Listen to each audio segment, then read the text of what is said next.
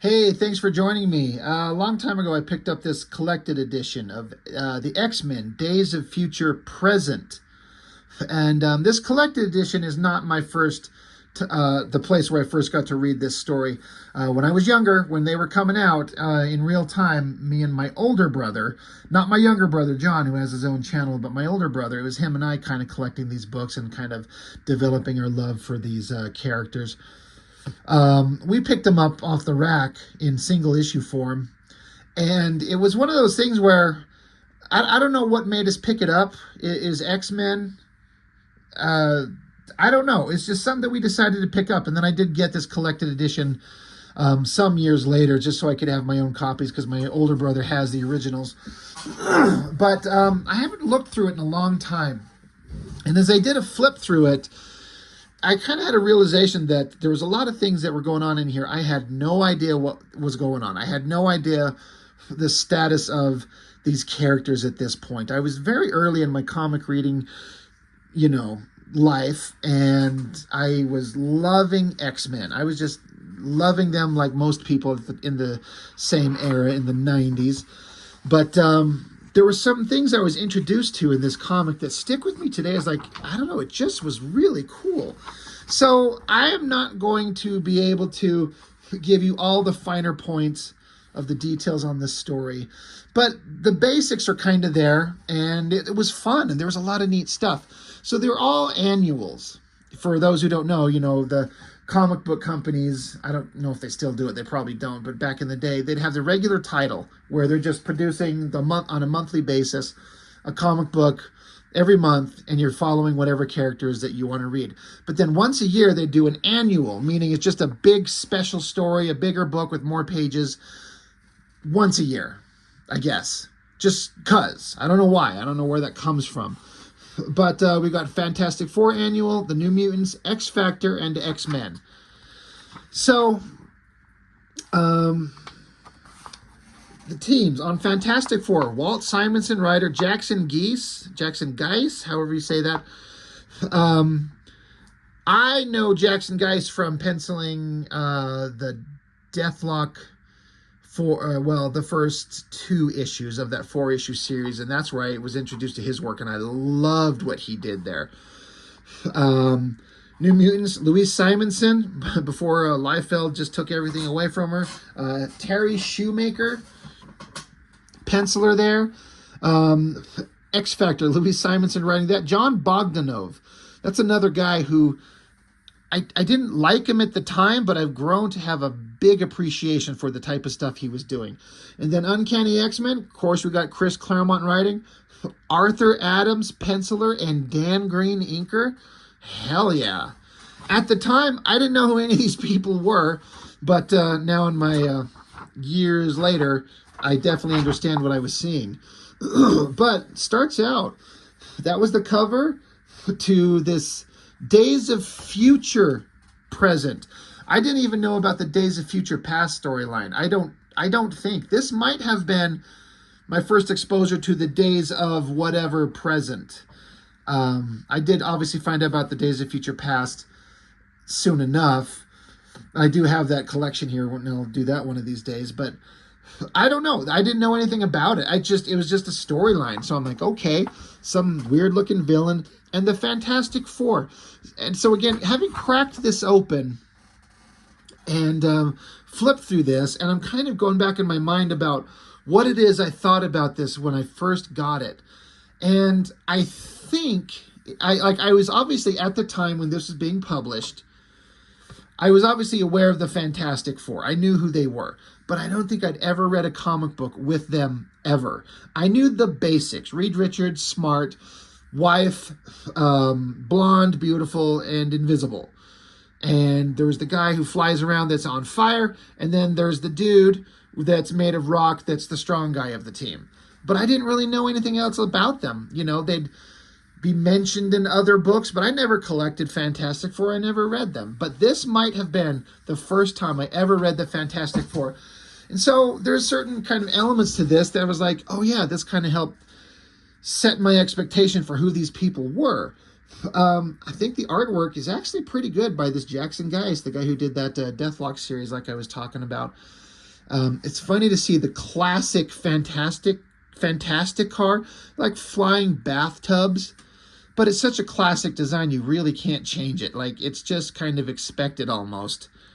The story's interesting because it's time travel. There's alternate things going on. And the modern Fantastic Four team at the time, they're showing up, and the Four Freedoms Plaza is gone. It's just the Baxter building. So I guess that Dr. Doom blew it up at some point and they rebuilt into the Four Freedoms Plaza. I didn't know any of that. But the story is that the Fantastic Four are coming back and the Four Freedoms Plaza, gone. It's the old Baxter building, the original home of the Fantastic Four. So they're like, what in the hell is going on? I couldn't understand why the Thing was wearing like a shirt, because that's not the version I ever saw of him. And I was noticing that there's a little blonde-haired kid here. And so I pieced it together pretty quickly. Like, oh, Reed Richards and Sue have a child. It's Franklin Richards. They have a kid. I think that's still in continuity, right? Fairly certain they have 2 kids, is it now?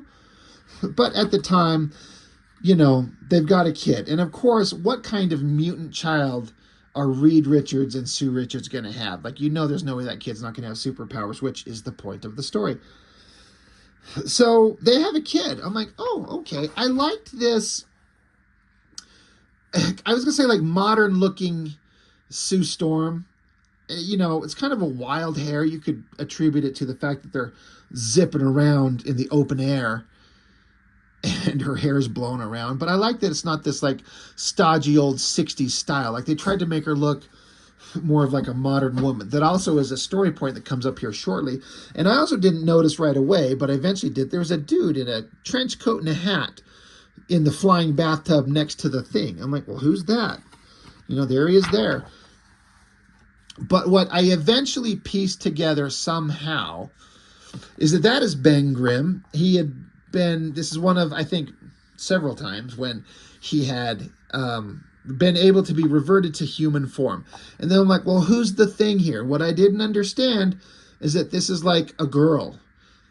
And it doesn't look like a girl in the slightest. Like they didn't even give her big old rock tits, which I guess you shouldn't. But how do you make her look, how do you make someone have this rock texture and make it look feminine? So they don't know what's going on, but the old building that was blown up years ago is there. So they're like, what the hell? They go inside. They're even seeing people who work here that don't work there anymore. Like they're shocked. What the hell? So Sue is saying that she wears the old belt from the old days. It has like the special magic key that opens up the doors to let them inside. Well, that's lucky.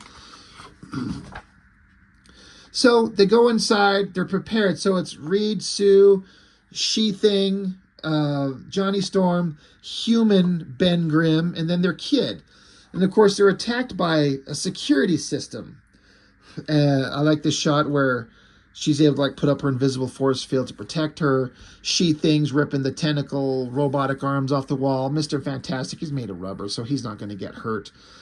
They're trying to figure out what the hell is going on. This is, you know, why are we being attacked? Why is this our old building? What happened to our current building? What the hell is going on? So the kid is kind of upset. He's crying. They go inside this big technological room, and Reed's saying whoever or whatever is responsible must have nearly unlimited power. It's exactly the way it was, it seems like, years ago. So again, this is their old building. And then who comes out of the door on the other side? It's the old school original version of the Fantastic Four, drawn in a Kirby-esque kind of vibe. Not being any kind of expert on the Fantastic Four, if for any of you who are watching and know, I feel like I've seen this somewhere. Like that pose right there on Sue looks really familiar. Like he's obviously got that old 60s vibe hairstyle. But is this like a redraw of a Kirby drawing? Because it's supposed to be the old original costume and design and style Fantastic Four. The old original version charging in to face the new version. So, of course, big fights happen, and everyone's, especially the old version, they kind of kick everyone's ass. And because the new version, like, this is our home, and they don't understand what's going on, so they're confused. The new team, they don't care. They just start pounding ass and kicking ass, taking names. And eventually, the original Fantastic Four win the battle and capture all the members of the new team. They strap them on. Reed Richards is doing some technological, scientific experimentation, trying to figure out what's going on. I love all the old kind of Kirby-looking tech. Again, I'm not an expert on it, but I've seen enough of it here and there to recognize the little Kirby crackle designs going on. Really well done. But modern Reed and old Reed are having a conversation, trying to, figure out what the hell, who's tricking us, what's going on. But the part they get kind of lost on is in this old building with the old team is their son, Franklin, grown as an adult. So the little kid that's with them, he's grown as an adult, and he starts freaking out. And the basic crux of the story is that this is him from the future, and he's got almost unlimited powers to alter reality in any way. I don't know what his exact powers are as defined in the comics for real, but basically he can basically do anything. Hence, he created his childhood home, the original Fantastic Four Baxter building and the original Fantastic Four. And old adult version Franklin is freaking out kid version. So he takes off and disappears. And then, so now modern team is like, oh yeah, and after he takes off, the Baxter building and the old Fantastic Four, they just vanished because Franklin, fucking with reality, he takes off and everything resets and it's back to the way it was. They're like, holy shit, something is going on. This is really weird. So again, my first exposure to the Fantastic Four, it was kind of weird. It's kind of hard to keep track of everything, but I think I mostly got it. Then we flip over to this. Again, these weren't characters that I knew, but I do remember liking these drawings, and I do have to say it's because I really like the way that he drew these kind of hot babes, especially that drawing right there. There's some to me, I mean, I don't know if this is like a sundress or something, but it almost looks like a big shirt. Like, it's off the shoulder, and she got like strappy high heels on, long, strong legs, and then it's just like sundress. I was like, even as a kid, I was like, there's something sexy as hell about this. But this is Excalibur. This is Rachel Summers, who is the daughter of Jean Grey and Cyclops from some alternate future where she was a hellhound, which we'll see in here. I don't really know the exact backstory to that, but she's a relatively new-ish character when this was published. And I don't think she's met Cyclops or Jean Grey in this world. She come from the future. She's here. She's hooked up with Excalibur. There's this Megan chick I know nothing about. But yeah, she's saying, Megan's asking, what's it like, Rachel, the future you're from? She says, I don't know. My memories are scrambled. Some things are clear. Other times I could hardly remember who I am. But the thing about Rachel Summers is she's got the power of the Phoenix, just like Mom used to have. So she's got the Phoenix Force, and that is a big deal. So she falls to the ground. She senses something terrible is going on, so she's going to go find out what it is. Meanwhile, we cut to, I don't know why, I mean, I don't mind it, but why is Banshee and Forge always hanging around each other? It seems like those two are like best friends. And I like it. I don't have a problem with it, but it's just kind of a funny, weird kind of, at this time, in this era, I don't know why I feel like I've seen it everywhere, but it's certainly more than one place. But Banshee and Forge always seem to be together, unless I'm just misremembering it. But they're hanging out, and then eruption of energy. Franklin sees them, and he recognizes them. He says, my old teachers, it's wonderful to see you, but wait, you're supposed to be dead. Sentinels killed you. So he takes off, and then we're introduced to the bad guy of the comic. It says somewhere in here, but his name's Ahab. I don't know if I've ever seen this Ahab character since this thing. I don't know if he ever become a thing, but for a minute, this Ahab guy, who's the guy on the cover, kind of a big deal, at least for this 4-issue annual series. But Fantastic Four are still trying to figure things out. They notice that the Fantastic Four building is encased in some kind of bubble that no one can penetrate. They try to, like, Banshee's trying to use a sonic scream, and I guess Forge pulled a giant fucking laser gun out of his ass and shoots at it, and they can't get through it.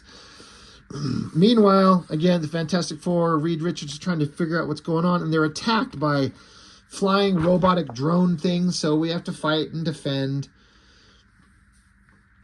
It's all going good. Of course, they win. So now the Fantastic Four meet up with Banshee and Forge. So it's like the Fantastic Four and X-Men are meeting. I'm sure that the Fantastic Four and some version of the X-Men must have met before. But again, I haven't read every damn Marvel comic in existence, so how the hell would I know? But there has to be some way that they've met before. But to me, I was reading X-Men, and they were the cool team at the time. I was aware that the Fantastic Four was the cool team of the olden days, so they kind of carried a legacy of respectability and nobility in a way. And so to see them getting together, I'm like, oh, this is kind of interesting. I don't know what's going on, but I'm interested. So, a lot of back and forth. They track down this Franklin Richards, again, the grown-up version. They're trying to figure out, why is there a future version of their child in their day? What's going on? That something is wrong, obviously, if their little baby boy from the future, now a grown man, has come back in time and with his infinite powers. This was an interesting thing because I knew about X Factor a little bit. I hadn't quite started picking up reading them again, but I understood the original founding members, the original 5 X-Men, were X Factor and this massive building in the city. They call it just the ship. And as the Fantastic Four is zipping around and their grown Franklin Richards is with them because they kind of convinced him to come with them, he looks over and sees the X Factor ship, and he's like, that's not right. That's not supposed to be there. That's not what the past is supposed to be like. So it's kind of an ominous buildup. I like this shot of the Fantastic car, the flying tubs, and then Johnny Storm flying. But Ben Grimm, he sees that Franklin just teleports himself away. He disappears. And they're like, oh shit, he took off. He's gone. And they're like, well, what's the problem? I don't know. He saw the Fantastic Four's building. And so we got to go find out what's going on. And I always thought the kind of ominous nature of this last panel of the Fantastic Four flying towards ship. We haven't seen X Factor or anybody, but just this giant building in the distance. And then I like the composition of this panel. To me is amazing with the flames as they're flying towards it, but Johnny Storm is like looping his way around as they fly towards it. Like the Fantastic Four and X Factor are going to meet. And it just ends with this ominous shot. I just thought it was really fun. I really liked it. Then we're getting into the New Mutants annual. Get a Liefeld cover, so that's of course fun. He was just getting his career at Marvel going and was pre-superpower Liefeld. Terry Shoemaker was the artist. It was certainly fine. I didn't like the guy's art at the time. I can see and learn, I can appreciate it a lot now. But at the time, you know, I was probably reading Jim Lee on Uncanny X-Men. I'm like, how can anything compare? And this issue was not my favorite out of them all. It's still pretty good. But again, the whole point is this Franklin Richards, son of Reed and Sue from the future. He's got crazy powers and he's a little mentally unstable. I like this big shot close up of his eyes. And he is going, because they're implying that, and it makes sense, that they sent him to Xavier's School for Gifted Youngsters. Of course, I mean, if Reed Richards and Sue have a child and he's a mutant, you would think that they would at least have to, on a small scale, on some level, send him to learn how to control his powers from the premier team of people who know how to make that happen. But this is not like a regular Xavier School, because look, it's got freaking gun turrets mounted up, and some of them have taken a lot of damage. Something is not right here. Again, alternate futures. you know, he flips himself over into a different costume just because he can. We cut over to Ahab, the master of the hounds. And that's what the whole Rachel Summers thing was, if I remember correctly. She was kind of referred to as like a hound. Well, I don't, again, I haven't read those stories. I can't tell you about them. But Ahab, super bad guy, sending a bunch of monster creatures, these hounds. And we got the New Mutants. And this is, again, Liefeld's involved because he's drawn the cover to this annual. But this is before he took over and started cleaning house. So you've still got Richter, which he got rid of as soon as he could. Warlock, they got rid of. Rain, they got rid of. And then Boomer, Cannonball, and Sunspot. He kept them around, but revamped them to be more modern looking. I guess Cannonballs always look the same. But this is the classic kind of New Mutants team. But the unfortunate thing was, the reason that Liefeld is popular is because he got on New Mutants, and it was already like a title in the dumps. Like, it was doing piss poor in sales.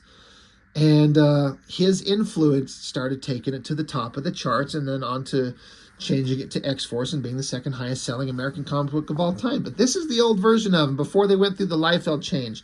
And I like the Liefeld change stuff. I talk a lot of shit about him, but his influence on New Mutants and X-Force is great.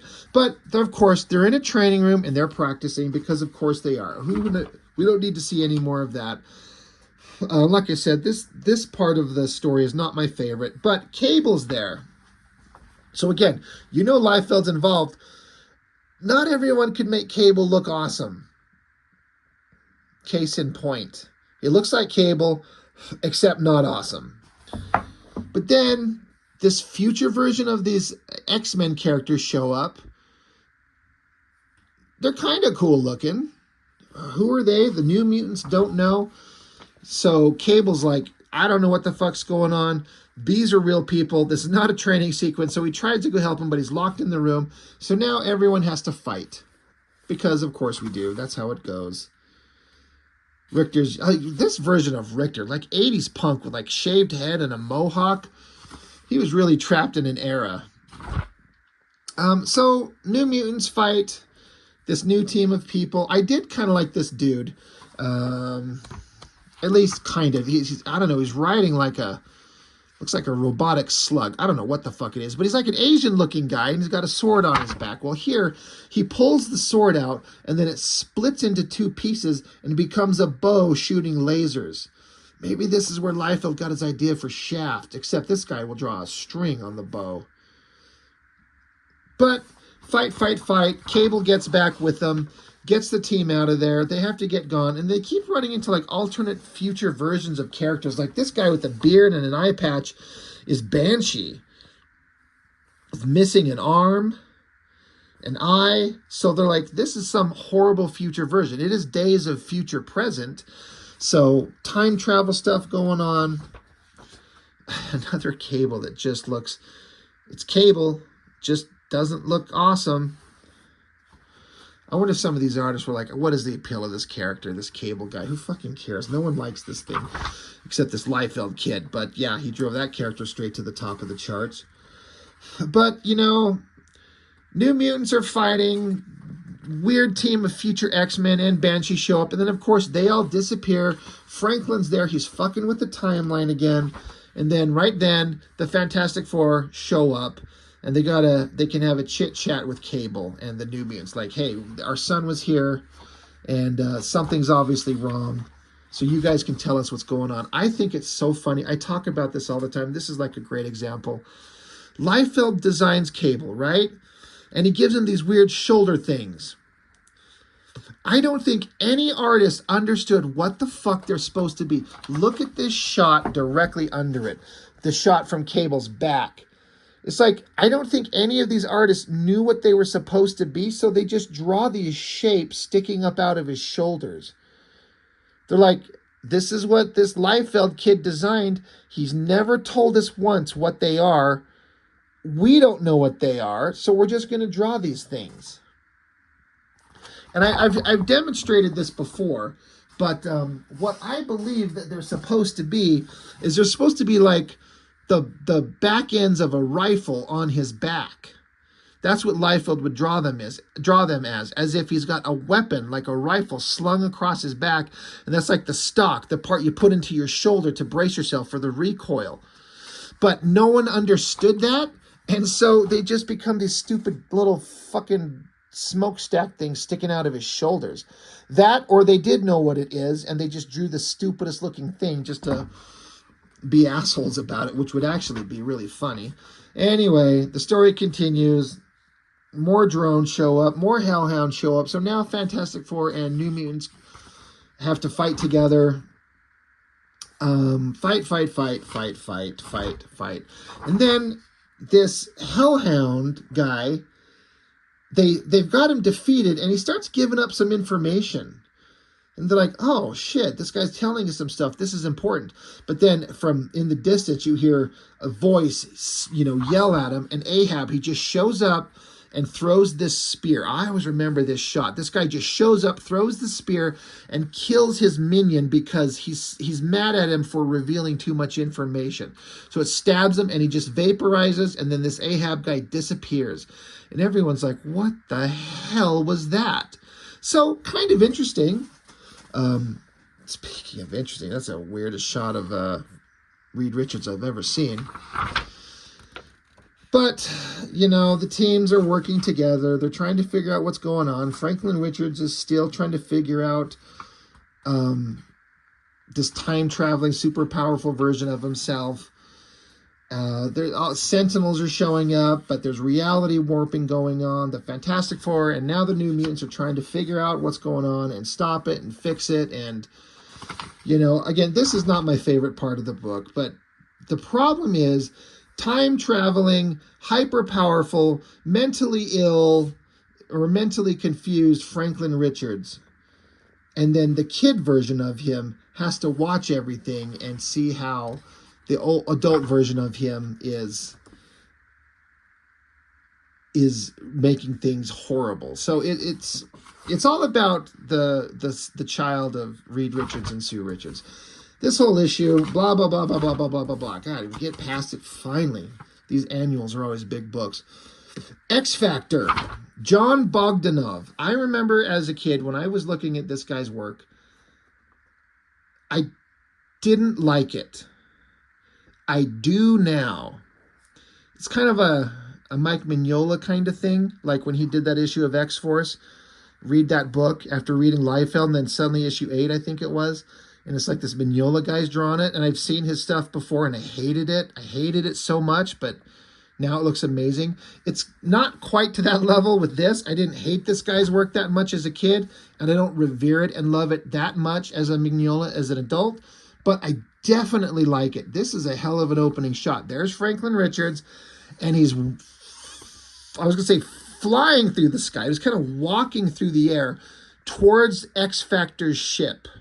And he's saying, that isn't right. He says, this ship in New York City, it doesn't belong. So that's kind of ominous. I love this splash page. The tilted angle's amazing. And then all these buildings. There's a lot of time and effort being put in to draw that cityscape. Not a lot of effort on the coloring, but it still works. But the colors just kind of did like a flat, and then he's like moving on. That would have been a pain in the ass to color. But the idea of like this X Factor ship, it's so big. I mean, like, look, to give you us a sense of scale, these are the Twin Towers, the biggest buildings that were ever in New York City. And this thing is just this massive thing. Like you can even see the Twin Towers right there, right next to it. So this X Factor ship was a massive structure. Inside, we've got the X Factor team. Now, I had been reading classic X-Men and loving it. The reprints of the old Claremont and John Byrne era stuff. I got to read the Proteus saga, then I got to read the Dark Phoenix saga, and I was falling in love with the X-Men. And then I was reading Uncanny X-Men, wherever they were at in this era. But I think they were kind of coming out of the Australian saga. Like the mansion was blown up. They're living in Australia. Wolverine's been crucified on the Big X. Gambit showing up. Psylocke being reborn. The X-Men team are going through hell. Meanwhile, X Factor has a gigantic fucking massive structure, and they're just out here, the 5 of them, just enjoying life as a team in New York. I always was like, why are they not out helping the other members of X-Men that are suffering horribly?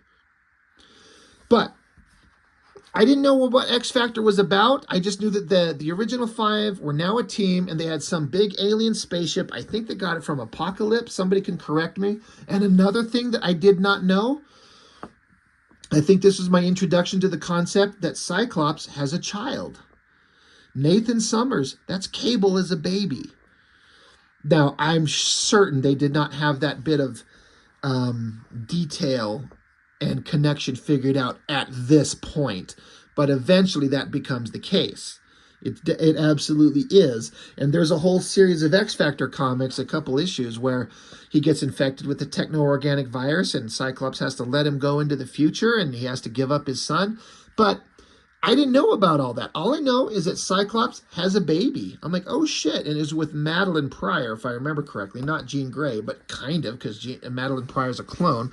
But anyway, of course, like every one of these super teams do, like we saw in the New Mutants, we're seeing it here, they're in a danger room situation training.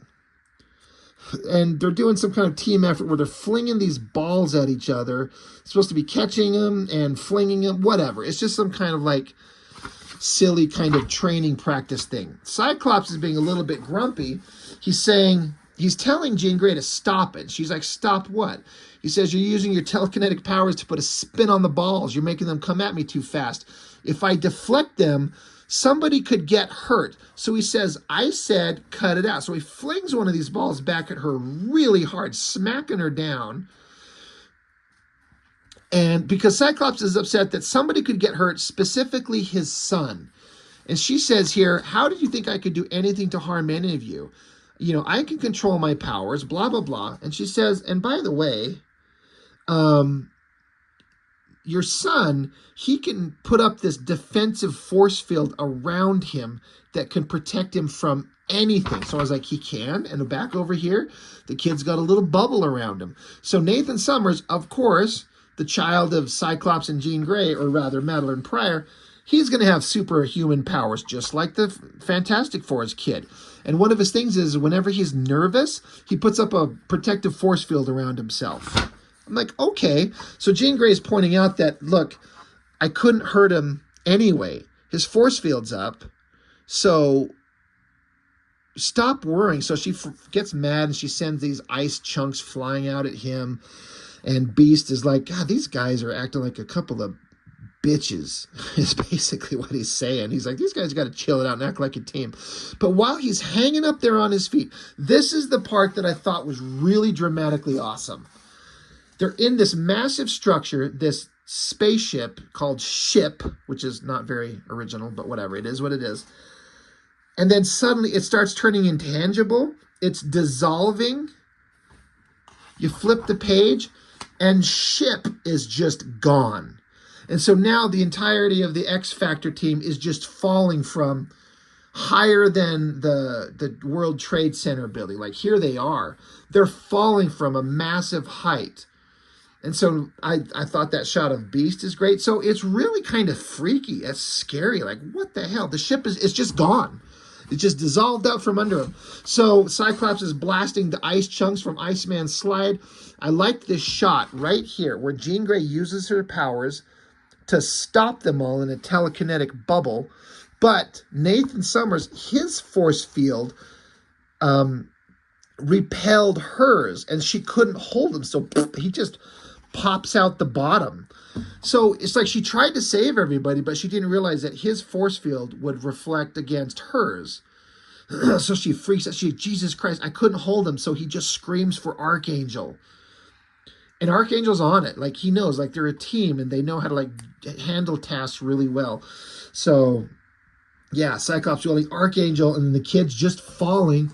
Angel's on him, rockets to the ground as fast as he can go, barely catches him, comes up, and he's kind of giggling.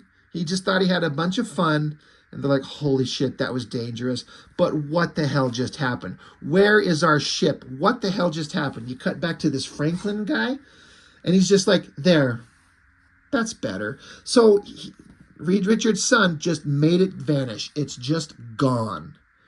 Hyper powerful, confused, dangerous. So I was like, okay, now I'm kind of interested. Here's that Ahab guy again, and his hellhounds. It's got a very Jack Kirby kind of technological look. The Kirby crackle. He's stabbing his minions to death again. So now the Fantastic Four are taken off. They got Forge and Banshee's got to be there with them somewhere too. And so they go rocketing along, and they land, and they meet up with X Factor, and they're talking like they've never met each other before. Excuse me.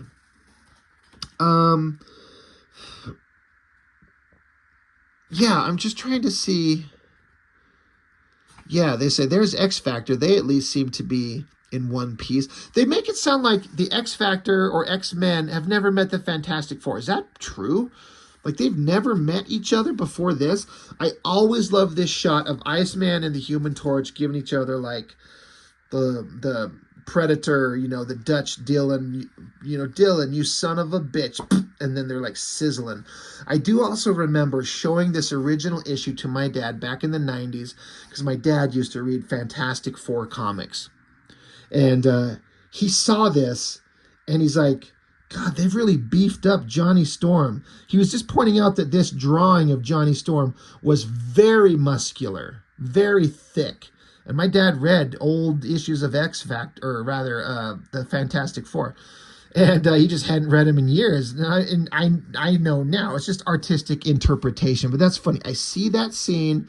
I think it's awesome. They're like, yo, ice and fire, the unbeatable combo. These guys would be friends, you would think. Like, that makes sense. But I also remember my dad pointing out, he's like, that's not the way that I remember Johnny Storm. He's a little bit more gangly. He's like super buff now. It's just John Bogdanov's interpretation. But they're working together, trying to figure out, like, hey, you know, X Factor, something's going on. We got to figure out what's going on. So now everyone's joining up on a team together while they're trying to figure out what the hell is going on. And then another part that I thought was really well done, an ominous thing, besides the ship taking off or vanishing, you know, where it just vanished out from under him. That was great. Fantastic Four and X Factor meeting up. That's awesome. That's fun. But while they're rocketing around, suddenly out of the distance comes a streaking ball of fire. And Beast is saying, there's only one being on Earth who'd create that kind of reading. What a disaster. What the heck is she doing here? Well, who is it? Well, what I like is that they were flying towards the Franklin Richards, the grown-up, time-displaced version. This energy trail rockets into the distance, and then this shot right here where it flies along, slams into something, and then it kind of comes out the end kind of woozy and wobbly. It says she is the irresistible force, he is the immovable object, their union ignites the sky. So Rachel Summers, Phoenix, runs into Franklin Richards. You know the Phoenix Force is one of the most powerful things out there, and for her to run into Franklin, what's that going to be all about? So she could tell that she's been felt his presence, so they start fighting. I think the Phoenix effect is always fun. The flaming bird, I'm sorry. So, again, I didn't understand exactly the whole Madeline Pryor thing. That this isn't Jean Grey's, like Nathan Summers isn't Jean Grey's son, and this Rachel Summers, she's from an alternate future. Like, I'm learning these things as we go. But it was still fun. These energy effects here, really well done. This Bogdanov draws a pretty cool beast, I gotta say. I like his beast. And there's a version, a thing that's coming up here soon that's really well done. But while Rachel Summers and Franklin Richards are fighting, energy exploding everywhere, I guess that in the future, Franklin and Rachel had some kind of relationship.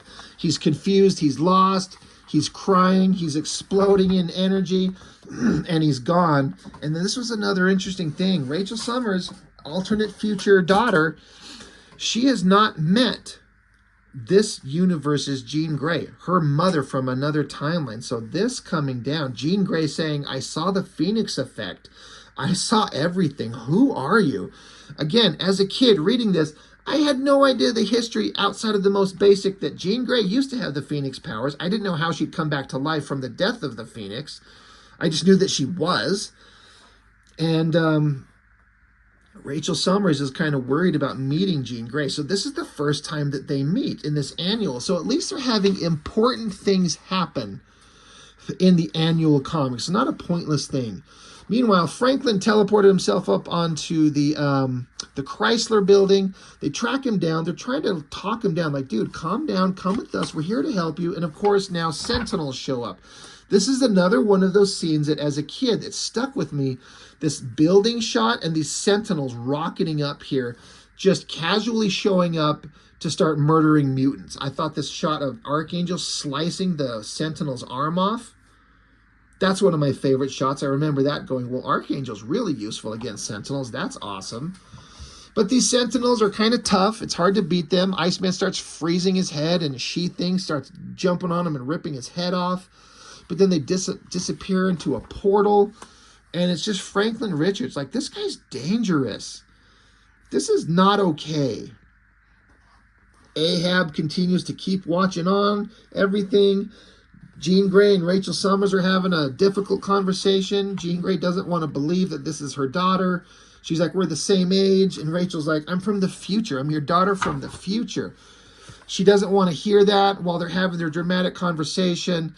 The thing with Rachel Summers that I don't quite understand is that when she uses her powers, because she was a hellhound of Ahab, I guess, these tattoo markings like reappear on her face.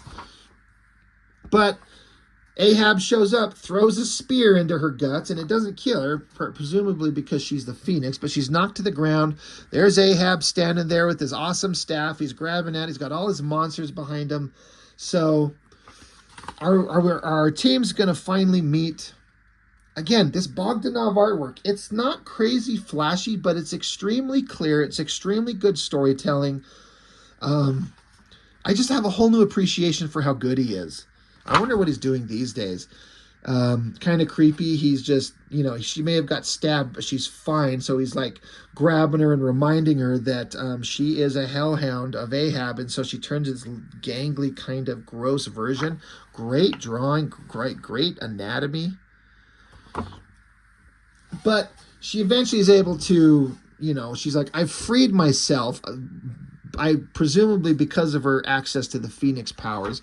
So she vaporizes everyone, makes everyone go away, including Ahab. Obviously, he's not dead.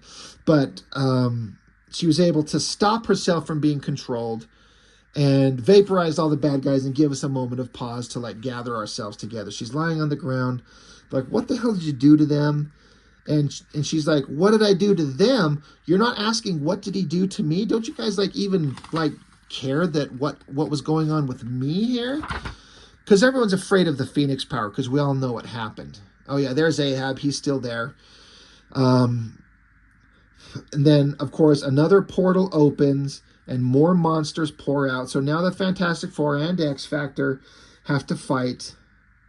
This is dumb, but that shot right there of Cyclops with that round circular beam shot and his eye blast coming out there. When I was a very, very young kid creating my own characters, I had a guy that shot lasers from his eyes, and I kept drawing it exactly like that. The circle in front of the eyes and then a skinny little beam coming out. I just took that scene and adopted it forever. So, yeah. X Factor and some of the Fantastic Four are continuing the fight. Meanwhile, the New Mutants and the other members of Fantastic Four show up. There's Cable. So now we're all going to join forces. Just big fights going on everywhere. Reed Richards is trying to gather some sensory information on Ahab, but then Jean Grey pulls him away. He's like, what the fuck are you pulling me away from the fight for? Jean Grey, Cyclops, I was doing something. And they explain, like, hey, we got to work together. We found a dimensional gate in, like, negative space. that we can't see unless I blast my optic blast by it, and then you can see that you can go into this void where it's a portal to Ahab's world. We can stop him by shutting that down. Archangel gets stabbed through the guts. How all these guys get stabbed and they live, I don't know. But this is great. Archangel gets stabbed. He falls to the ground. Beast catches him. But Beast is like, you've killed him. And then this angry, monstrous version of Beast, he says, you'll pay for that, Ahab. I swear. This is one of my most iconic, memorable images of Beast ever. I used to think it was like a Jim Lee drawing in my head because I hadn't seen the comics forever until I finally saw this. I'm like, oh, this was Bogdanov. Like, that really kind of like rough organic inking to give it a rageful kind of anger on the body language. The face looks great. Like, Beast is like insane with rage, and he just attacks Ahab. Like, look at his open mouth and drool. Like, Beast is going at it because he, as far as we know, killed Archangel. Obviously, he's not dead. But meanwhile, they can, that portal to the other universe that they can see, they're not really having luck with it. So they decide to have Johnny Storm fire his intense heat and Iceman fire his intense cold into the portal. And somehow that will overload everything. You think it would just negate each other. Extreme cold and extreme heat just becomes nothing. I love the figure drawings on both of those figures right there. The pose of the bodies, the hips, the legs, both of them. It's just such simple, awesome figure drawing. It's so weird. And even that weird, like, ice kind of shot. How do you illustrate ice being fired from a person's hands? Like, I don't know. But I like that. And apparently they're hitting the technology on the other side of the portal. It's melting and freezing at the same time. Beast gets the upper hand. He shatters Ahab's staff, so it freaks out Ahab. Meanwhile, Cyclops, now that they've damaged this technology enough, he shoots a beam in there. Boom, it blows up. Ahab and all the Hellhounds vanish in a giant explosion of light. Everyone falls to the ground, but everyone's safe. Everyone's okay. So Fantastic Four, New Mutants, X Factor, joined forces and defeated this Ahab and the Hellhounds, at least for now. For some reason, with the giant hole right through his middle of his body, they're like, how's Archangel? And they're like, he survived worse than this, Scott. He seems to be in shock. I'm like, really? Getting stabbed through his guts? I mean, okay. Iceman took a brunt of that explosion, so he's not in a good way. But Cyclops, he's got his kid. He's like, holy shit, Nathan Christopher Summers, at least you're okay. Jean Grey wants to talk about Rachel and what she said about us, and Cyclops is like, it's a shock to me too, but somehow she's my daughter from the future. Now that I know, I can't believe I didn't see it before. So I guess Cyclops is saying that he's met her, but he just didn't know that's what she was, and now that he's been told that information, he's like, oh, I guess I do see it. So, you know, that's a shocking thing. Meanwhile, this insane Franklin guy, this pain in the ass, hyper powerful guy shows up, and he says, what do any of you know of the future? That's the problem going on here. And this was one of the most, in a book full of surprisingly kind of like amazing fight scenes, shocking kind of visuals, and amazing like dramatic moments that Bogdanov drew in this whole book. All kinds of interesting stuff. This book 3 was by far, I think, the best for me in terms of story and the cool shit that was shown. And again, I didn't know much about Cyclops and his baby, except that he's a father and he's got a child, especially now that I'm a grown man with children of my own. You know, it's an important thing. Franklin Richards shows up, and he's like, because Franklin Richards loves Rachel Summers in some kind of alternate future. And so he doesn't know, like, Cyclops, you're not supposed to have a son. If you have a son, it's going to deflect love and attention from Rachel Summers, who is the only child you should have. And because I love her, I need her to be okay. So I need you to focus on who Rachel Summers will become. So you're not supposed to have a child. He says, can't you see it? That child doesn't belong here. He's not supposed to be born. so I will take him away. So he just makes Nathan Christopher Summers vanish. And to this day, this silent look of shock on Cyclops' face as Franklin Richards just, I keep wanting to say vaporizes, implying he's dead. Obviously, that's not what happened, but he just makes his child disappear. This look of shock on Cyclops' face, of absolute horror. His hands are shaking, close up of his mouth, and he's just shaking and quivering, and he falls to the ground, just shocked and shaking, and no words are said. He's beyond horrified that his baby boy has been taken from him. That affected me. I'm like, oh my God, is that like shocking? This Bogdanov drew this flawlessly, and I love that there's no words, coming from Cyclops. It's like he's speechless at the horror that just happened. So I thought that was so good. So well done. Now we're on to the X-Men Annual. Story-wise, this issue we just got looking at was probably my favorite. Art-wise, really good, but how can you get better than an issue of X-Men drawn by Arthur Adams? And here's Rachel Summers. I remember this scene stuck out with me forever. It's just a picture of a woman eating a burger and this ridiculous hat with these dingleberry tassels hanging around it. Like, it's a fashion choice. I honestly, the components of the story I remember most are all in book 3. All of these scenes I've remembered my entire life. I can't tell you anything that happens in book 4. Bad guys show up. This guy almost looks like the main villain guy from RoboCop. Can you fly, Bobby? Kurtwood Smith. Anyway, they're gonna, rob the place, but of course she's got the power of the Phoenix, so she pulls her guns out of their hands and just crunches them up, and there's advantages to having a mutant on your team. But Arthur Adams, I like his work. It's incredible. I can see how he was such a big influence on everybody. Is there anybody that wasn't influenced by what he was doing?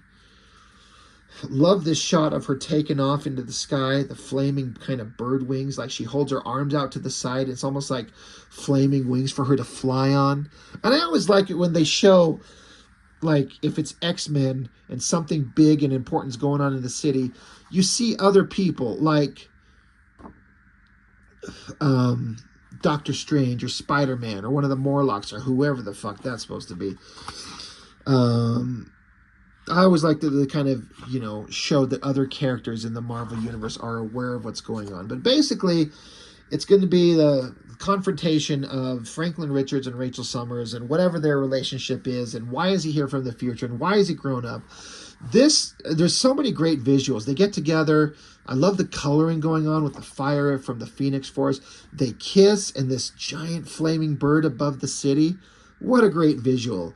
It's not quite as awesome as the stuff that John Byrne did in those old classic X-Men issues with the Phoenix Force, but it's right there. It's really close. But yeah, we got the Fantastic Four, X-Men, X-Factor, New Mutants. Everyone's teaming up. Arthur Adams draws really attractive women. You can see how this is a big influence on Liefeld. Except he took the wrong lessons from it. There's this interesting thing where there's the Uncanny X-Men issues where the X-Men had gone through the Siege Perilous, and like I said, Wolverine was crucified on that X, being beat to death by the Reavers, and Rogue at some point ended up in the Savage Land, and that whole Magneto story. Well, at the same time, Storm was reborn as a child, and she ran into this weird Cajun fucker named Gambit. Remember it. And they were running around together. And the way that this is portrayed, this is the first time Gambit and Storm come back to the X-Men mansion after running around together and living lives of like Robin Hood, you know, stealing from the rich and giving to the poor and just living it up. You know, Kid Storm was loving life, but she got her memories back and they had to come home to the X-Men. And so they're going to sneak in to the X Mansion. I love all the way that this is drawn. And interesting is that because the X Mansion got blown up, there are, of course, the structures underneath the ground. And that's where the New Mutants, led by Cable, have been living. And so they get inside, an alarm goes off. Cable is alerted. So they're sneaking down there, and Cable's there, got a gun on him. He's like, I'm Cable, you're trespassing. So this is the first time these characters meet. Cable, Storm, Gambit, none of these people knew each other. So it's kind of interesting to see their first meetings. Storm has been trained by Gambit. And of course, she's got her memories back. She's got most of her adult memories, but she's still in a kid body. So she kicks the gun out of Cable's hands. And then he kind of acknowledges, he's like, that was a great move. And then superb follow through. Like, she kicks it out of his hands and does like a roundhouse kick trying to kick him in the face. But he just kicks her feet out from under her. I like that Cable, as a teacher, he acknowledges, he's like, oh, that was a good move. You disarmed me and great follow through. I'm still bigger and stronger and more experienced. I'm going to kick the shit out of you, so don't worry about it. But you did a good move. So Cable, some characterization, really awesome. And it's Claremont writing it, so I'm not surprised. And then he pulls another gun and, you know, holds it at Gambit and says, don't move, kid. Just stay there. You know, so Cable being a badass. And I like it. Gambit, who knows if those two would have started fighting, how that would have gone. But Cable's like, got a gun on him. He's like, don't fucking move. I've got her by the throat. I've got you barrels in. Just shut the fuck up and stay there. But of course, the rest of the team show up and like, oh, wait, stop. Holy shit. We know these guys. Well, at least we know this looks like Storm, except it's a kid. So she's explaining to be like, hey, I'm sorry, I'm a kid. We went through this whole thing. So basically, like, we have to explain what's going on. They explain all the insane story shit that was going on just to get everyone up to speed. A lot of words, a lot of shit that's going on. That's kind of a cool shot of Cyclops there. Arthur Adams always good at drawing energy blast. But now you got all these characters hanging around each other. I don't remember how all this goes. They're Ahab. I think Arthur Adams draws the best version of this Ahab character. So who do they got? Cyclops and Sue Storm. Love all this energy, this Kirby crackle. It's like he's turning them into the Hellhounds. That's what he's trying to do. That's what they call them. Yeah. Hound you are, hound you shall remain for as long as you draw your breath. So, I mean, this is just really incredible Arthur Adams artwork. Good storytelling, really detailed. Just look at these pages. They look so good. Again, I know I've already said this, but you can see how this guy just influenced everybody. All those Image guys were probably looking at this going, like, just taking something from this and giving them kind of like an idea of a way to go in terms of art and style. Everyone was inspired by this. There's a really interesting part coming up here that implied something interesting that I don't think was ever followed up on. Once again, the story in this last issue was the least interesting one to me. Well, no, not the least interesting. That was probably book 2 with the New Mutants, but I don't care about the resolution of it. The best part was book 3. But basically, there you go. There's your splash page of everyone showing up. X Factor, Fantastic Four, New Mutants. Showing up. What a great splash page. And who does a big group shot with detailed drawings of everybody better than Arthur Adams? Not many people. But they're together. They captured Cyclops. And so they got Cyclops. So you know why Jean Grey is invested in stopping him. They got Sue Storm. So you know why Reed Richards is invested in getting this situation resolved. So they're fighting. The one interesting point in this book is Cable tackles Ahab. And so, Cable's trying to wrestle that staff away from him. And Ahab's like, this harpoon is bonded to me. It's an extension of my life force. None but Ahab can wield it. So Cable's looking at him. He says, he may have a point. My hands are burning, but I won't let go. I can't let go. And then he stops and he says, his face. And so Ahab says, what's wrong, Cable? See someone you know? And then smacks him off. The implication is that Ahab is maybe Cable. That's what I took from this. It seems extremely obvious that that was the implication, because Cable's staring at him, and they've got kind of the similar expression. Ahab has a scar over his eye, the same as Cable. And he says, what's wrong? See someone you know? So for the longest time, I thought the idea was like, whoever this Ahab is, that's Cable in the future. I don't think that was ever followed up on. That might have been one of those little story points that Claremont threw in there because he likes to throw weird shit in there. But at the time, it was really fascinating to me. But they end up resolving things, future Fantastic Four. I like that the Franklin Richards has both a Fantastic Four symbol and the X-Men symbol. He's got the Fantastic Four, but also he's dressed in like the X-Men, like blue and yellow uniform. I like the idea of like Reed Richards sending his son to learn with the X-Men and the merging of the universes. But, they fight. He throws a spear again. He's going to stab Rachel. Jean Grey jumps in and grabs onto the thing, because Jean Grey was having a hard time acknowledging this could be her daughter from an alternate future. But Jean Grey, risks her life to save Rachel. That's very important. It's fun. Ahab eventually disappears into the future. He's gone. And he's like, you've not heard the last of me. The future awaits, and I am it, etc., etc. Okay. Well, they get everyone back. They fix everything up. Everything, they talk. They solve all their problems. It's all fine. It's all wrapped up. This shot of Rachel Summers using the Phoenix power looks pretty damn amazing, as always. And then I guess Franklin, future version of him, goes back to where he's supposed to be. And kid version is back to normal. They have their kid back. At some point somewhere, and I'm sorry because I've been skipping over this, where does Scott Summers get his kid back? I don't know if they've shown that. Obviously he did. That's him right there, I guess. This is what happens if you actually read the book. Or, I don't know. Anyway. Is he in here somewhere? Yeah, there's the two kids together. Franklin and Nathan riding Warlock dinosaur thing.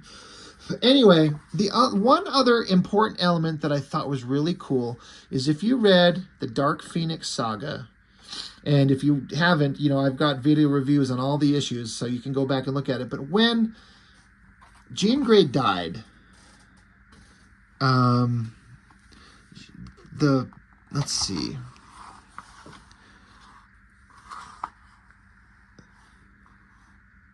If I'm remembering correctly, I'm kind of stopping myself and wondering if I'm remembering correctly. But as I remember, the Shi'ar, Lilandra, gave Jean Grey's parents this little orb that contained, like, somehow the essence of Jean Grey. Like, if you picked it up, you'd feel her presence somehow, like, magically, if you just held this thing. And it was just like a magical, otherworldly space, spacefaring civilization giving a gift to the humans. Like, you lost your daughter. I can give you this that will mimic her soul, and you could feel that essence when you touch it. That's what I remember this thing to be. And since Jean Grey has come back to life, she's sitting here staring at it, implying, like, what would happen if she touched it? What would she feel? How would she react to it? Because her coming back to life from being dead, she's picking up the pieces of her life. You know, we're picking up the pieces of the Phoenix Saga and Jean Grey being alive again. I always thought that was a really ominous, kind of interesting ending. That stuck with me forever. So anyway, that's basically it. It's gone on over an hour, and you know, when it's ever a big book like this, even though I intend to blast through it fast, I never do get through it fast. Days of Future Present. Not a fraction as interesting as Days of Future Past, but I thought there was some really fun, interesting stuff in there.